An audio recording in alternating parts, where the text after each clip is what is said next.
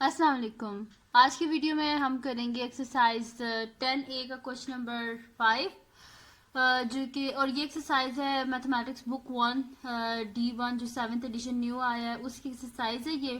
और इसका हम करेंगे क्वेश्चन नंबर 5। इससे जो पिछले क्वेश्चन थे वो बड़े इजी से थे तो इस वजह से वो मैंने नहीं करवाए, लेकिन अगर आपको फिर भी उनमें कोई कंफ्यूजन हो तो आप मुझे कमेंट सेक्शन में बताइएगा, मैं उनकी भी वीडियो अपलोड कर दूंगी। और इससे जो मैंने मैथमेटिक्स बुक 1 जो D1 इसकी काफ़ी सारी एक्सरसाइजेज जो हैं वो मैंने सॉल्व की हैं। 5 की है, 4 की है, 10 भी मैंने की है और काफ़ी सारी एक्सरसाइजेज मैंने इसकी सॉल्व की हैं। कॉन्सेप्ट्स हैं वो भी सॉल्व किए हैं, तो उन सब की वीडियो जो है वो मैं डिस्क्रिप्शन बॉक्स में भी दे दूंगी, वहाँ से भी आप देख लीजिएगा। और वीडियो की जो एंड स्क्रीन है वहाँ पे मैं प्ले लिस्ट लगा दूंगी D1 की, जितनी भी मैंने वीडियोस बनाई हैं वो भी आप देख लीजिएगा। तो और दूसरी बात, अगर आपने अभी तक मेरा चैनल सब्सक्राइब नहीं किया तो उसको सब्सक्राइब कर दीजिए और बेल आइकन को ज़रूर प्रेस कीजिएगा ताकि आपको न्यू आने वाली वीडियोस के बारे में पता चल सके। तो जी स्टार्ट करते हैं। हमारे पास है एक्सरसाइज 10A और 10A का हमारे पास क्वेश्चन नंबर 5 क्या है कि given that A O B जो हमारे पास क्या है स्ट्रेट लाइन है, जैसे कि ये हमारे पास मिडिल पॉइंट ये ओ है, तो वो क्या कह रहे हैं कि ए ओ बी हमारे पास स्ट्रेट लाइन है and find the unknown in each of the following figure. ये जो हमारे पास गिवन क्वेश्चन है इनमें जो फिगर्स हैं इनके हमने क्या करने, अननोन वैल्यूज जो है उनको हमने फाइंड आउट करना है। ठीक है, तो हम क्या कर लेंगे कि हम इस पे जस्ट सिंपल हमें पता ही है कि इसके सोल्यूशन में हम क्या कर देंगे कि जो स्ट्रेट लाइन पे जो एंगल्स होते हैं उनका जो सम होता है वो किसके इक्वल होता है, 180 डिग्री के। तो वहाँ पे उसको इन सब के सम को 180 डिग्री के इक्वल रख के तो हम इसको इजीली सॉल्व कर देंगे। ठीक है जी सॉरी, सोल्यूशन लिख लेते हैं जी। इसका पार्ट ए और डी मैंने किया, बाकी भी इसी तरह के इजी से थे, कोई इतना मुश्किल नहीं थे। ठीक है, तो इसमें हमारे पास क्या हो जाएगा जी, मैंने अभी आपको बताया कि इसमें हम क्या कर देंगे कि sum of angles on straight line किसके इक्वल होते हैं, 180 डिग्री के।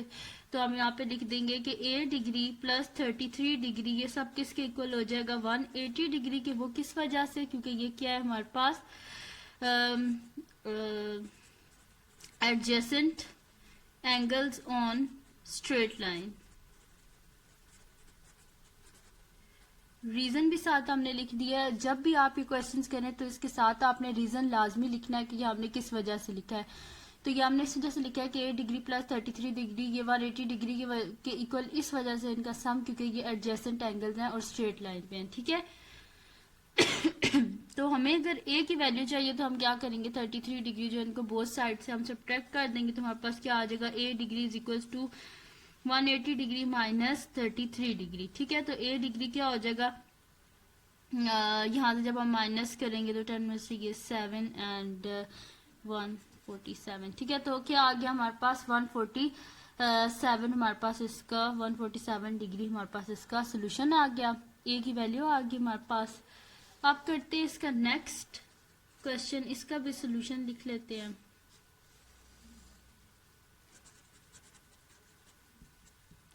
ये भी वैसा ही है, कोई इसमें डिफरेंट चीज नहीं है, इसमें भी हम बिल्कुल वैसे ही करेंगे। यहाँ पे हमारे पास क्या लिखा हुआ है कि सॉरी हमारे पास क्या लिखा हुआ है कि 4D डिग्री प्लस 16 डिग्री और दूसरा हमारे पास क्या एंगल है 2 डिग्री प्लस 14 डिग्री। अब इसमें अननोन क्या हमारे पास, डी अननोन है, तो इस अननोन की वैल्यू हम किस तरह निकाल सकते हैं, इसको भी बिल्कुल वैसे ही करेंगे कि इन दोनों का सम कर देंगे और सम को किसके इक्वल लिख देंगे, 180 डिग्री के। तो वहां से हम इजीली डी की वैल्यू निकाल लेंगे। ठीक है जी, तो 4D degree plus 16 degree plus 2D degree plus 14 degree is equals to क्या कर देंगे हम 180 डिग्री। ठीक है, रीजन क्या लिख देंगे, क्या है ये, adjacent angles on straight line. ठीक है, रीजन भी हमने लिख दिया कि ये क्या एडजेसेंट एंगल्स हैं स्ट्रेट लाइन पे।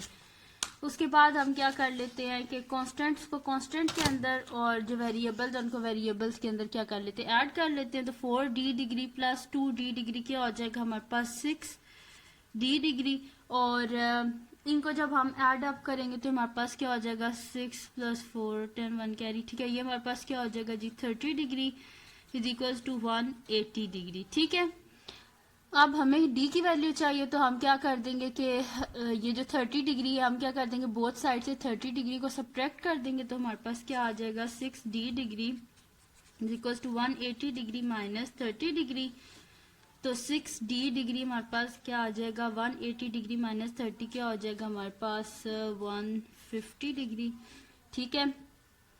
तो D डिग्री क्या आ जाएगा 150 डिग्री डिवाइडेड बाय 6 डिग्री, यानी कि D डिग्री क्या आ गया जी हमारे पास 6 को करेंगे तो 6 2 5 ठीक है 25 डिग्री, ठीक है। तो D की क्या वैल्यू आ गई हमारे पास D is equal to 25 degree, ठीक है।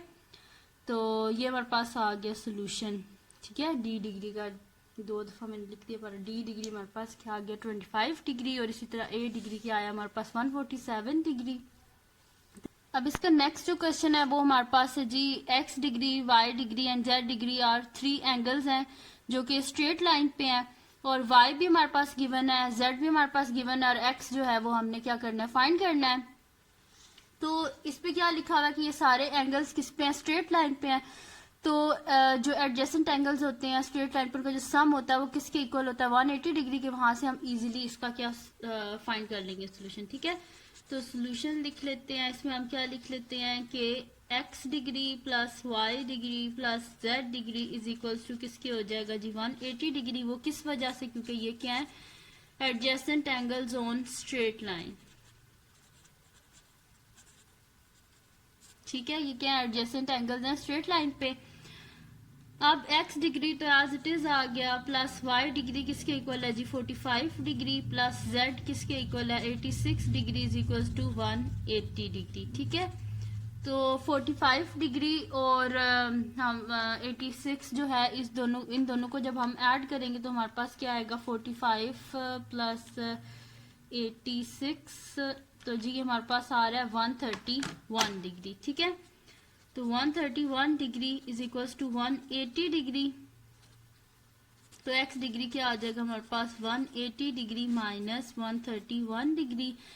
तो इसको जब हम इसमें से सब्ट्रैक्ट करेंगे तो ये हमारे पास क्या आ जाएगा जी 10 में से 1 गए 9 एंड 7 में से 3 गए 4 और 1, ठीक है। तो क्या आ गया 49 degree, x degree is equal to 49 degree आ गया हमारे पास